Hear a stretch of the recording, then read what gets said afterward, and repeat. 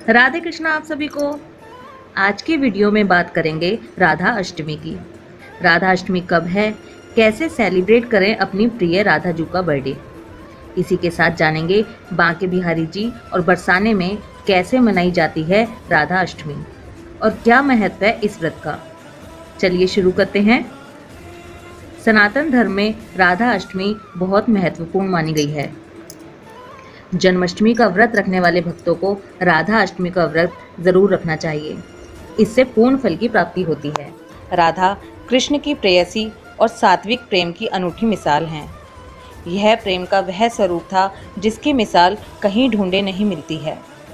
राधा कृष्ण की बांसुरी, उससे निकलने वाले सुर, उनके मोरपंख, वैजयंतीमाला सभी से प्यार करती हैं।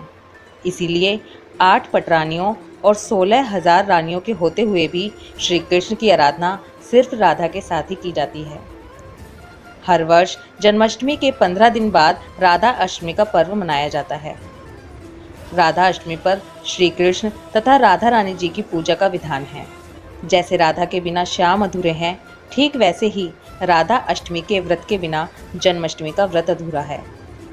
मान्यताओं के अनुसार जो भक्त राधा अष्टमी पर व्रत रखता है तथा विधि के अनुसार राधा कृष्ण की पूजा और उपासना करता है, उसे जन्माष्टमी के व्रत का पूर्ण लाभ प्राप्त होता है। ऐसा कहा जाता है कि राधा अष्टमी पर व्रत रखने वालों को कभी भी धन धान्य की कमी नहीं होती। इसके साथ इस दिन राधा रानी से मांगी गई हर एक मुराद जरूर पूरी होती है। यह कहा जाता है कि इस दिन राधा रानी की पूजा करने से जीवन में आ रही सभी परेशानियां समाप्त हो जाती हैं। राधा अष्टमी का पर्व बेहद विशेष और लाभकारी माना गया है। वेद और पुराणों के अनुसार भी राधा रानी को कृष्ण वल्लभा कहा गया है। राधा रानी श्री कृष्ण की शक्ति हैं, इसलिए राधा रानी की पूजा के बिना श्री कृष्ण की पूजा भी अधूरी है। राधा रानी श्री कृष्ण के प्राणों की अधिष्ठात्री देवी हैं, इसलिए उनकी पूजा करना बहुत लाभदायक होता है। मान्यताओं के अनुसार जो सुहागिन महिला श्री राधा रानी का व्रत रखती है तथा उनकी पूजा विधिवत तरीके से करती है, उसे अखंड सौभाग्य की प्राप्ति होती है। इसके साथ राधा रानी की उपासना करने वाली महिलाओं को संतान सुख की भी प्राप्ति होती है। राधा रानी के मंत्रों का जाप करने से मोक्ष मिलता है। चलिए अब आपको बताती हूँ कि बांके बिहारी जी मंदिर वृंदावन में कैसे मनाई जाती है राधा अष्टमी।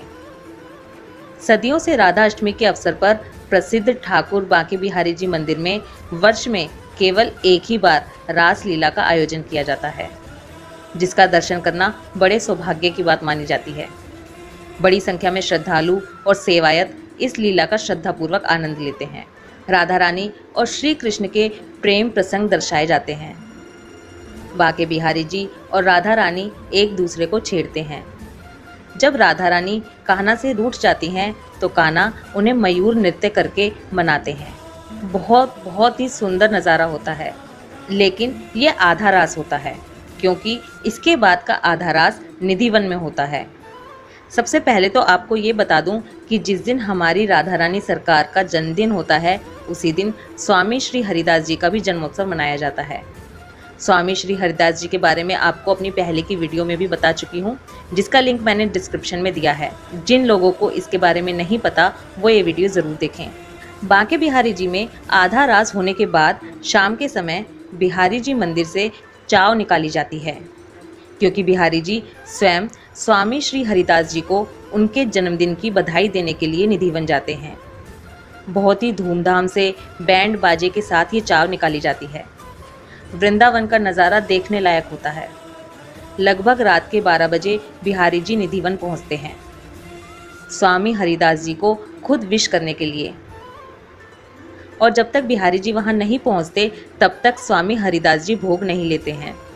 जब बिहारी जी निधिवन पहुंच जाते हैं, उसके बाद स्वामी श्री हरिदास जी और बांके बिहारी जी एक साथ शयन भोग यानी कि डिनर दोनों एक साथ ही करते हैं। इसके अलावा आपको ये बताती हूँ कि बरसाने में कैसे मनाया जाता है किशोरी जू का जन्मदिन। राधा रानी जी का जन्म रावल में हुआ था, इसलिए वहाँ राधा रानी जी को लाडली जू के नाम से बुलाया जाता है और बरसाने में किशोर अवस्था बिताई है उन्होंने, इसलिए वहाँ पर उन्हें किशोरी जू कहकर बुलाया जाता है। वहाँ पर सुबह के 4 बजे के आसपास राधा रानी का अभिषेक किया जाता है और शाम के 5 बजे तक वहीं उनके दर्शन होते हैं।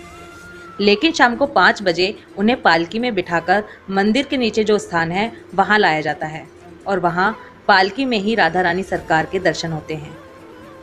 वहाँ पर उनका आरती किया जाता है।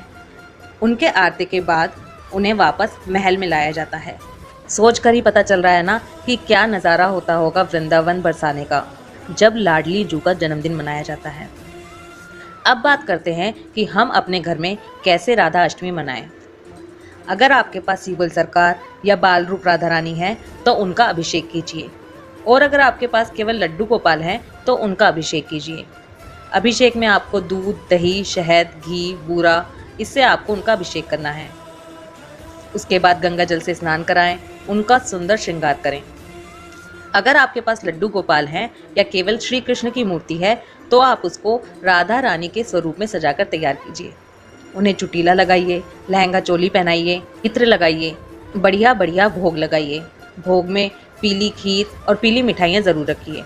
इसी के साथ आपको ये भी बता दूं कि राधा रानी को अरवी की सब्जी बहुत प्रिय है, इसलिए राधा अष्टमी के दिन उन्हें अरवी का भोग ज़रूर लगाएं। वृंदावन में तो हलवाइयों की दुकानों पर भी राधा अष्टमी के दिन अरवी मिलती है। राधा अष्टमी के दिन व्रत ज़रूर रखें। जैसा कि हमने वीडियो के शुरू में ही सुना था, राधा अष्टमी का व्रत किए बिना जन्माष्टमी का व्रत अधूरा है।